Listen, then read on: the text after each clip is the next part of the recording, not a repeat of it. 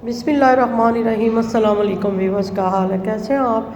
I hope कि आप खैरियत से होंगे। आज व्यूअर बहुत ही मज़े की रेसिपी लेके आई हूँ। आज हम नरगिसी कोफ्ते बनाएंगे, जो कि मटीरियल मैंने जो है वो तकरीबन 1 kg मैंने बोनलेस चिकन ले लिया था और इसको मैंने इसमें मैंने तकरीबन 1.5 प्याज जो है वो मैंने दरमियाने साइज़ का डाल लिया था। लहसुन तकरीबन मैं इसमें 1.5 टीस्पून डाल लिया था और अदरक का पेस्ट भी तकरीबन 1 टीस्पून डाल लिया था।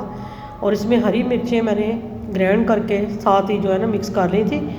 और सारी चीज़ों को मैंने अच्छे तरीके से जो है वो मिक्स करके मिक्सचर बना के इसका तो हमने कोफ्ते जो हैं वो बनाए हैं, नरगिसी कोफ्ते, जो कि बहुत ही मज़ेदार रेसिपी है और बहुत जल्द बन जाने वाली और मज़ेदार रेसिपी है और सर्दियों के लिए एक ख़ास सर्दी का तोड़ है।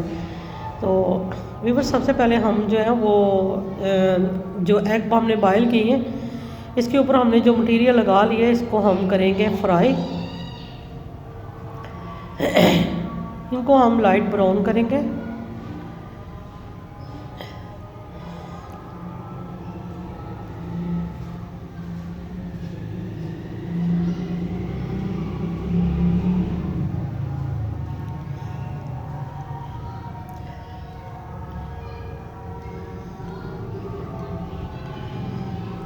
तो माशाल्लाह हमने वीवर 5 एग लिए थे और इनको हम जब बनाएंगे तो दरमियान से हम इसको रेडी करके तो दरमियान में से हाफ़ कर लेंगे। तो ये हमारे माशाल्लाह तकरीबन 5 से 10 जो है ना वो पीस बन जाएंगे।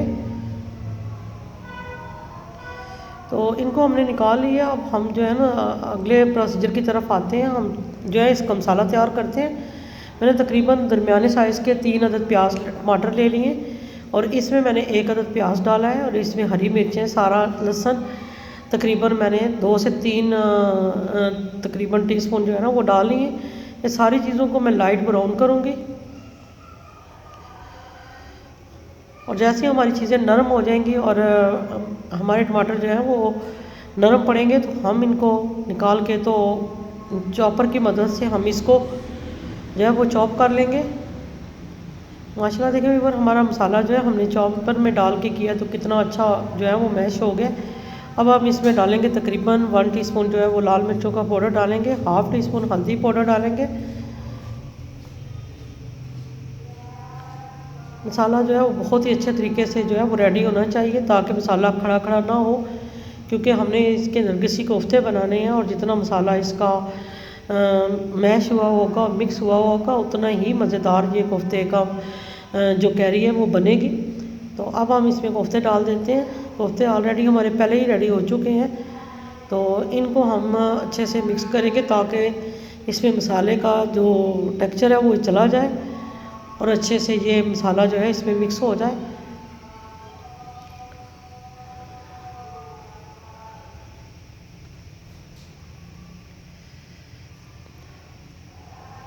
इसमें हम थोड़ा सा पानी शामिल कर लेंगे ताकि हमारी ग्रेवी अच्छे से बन जाए।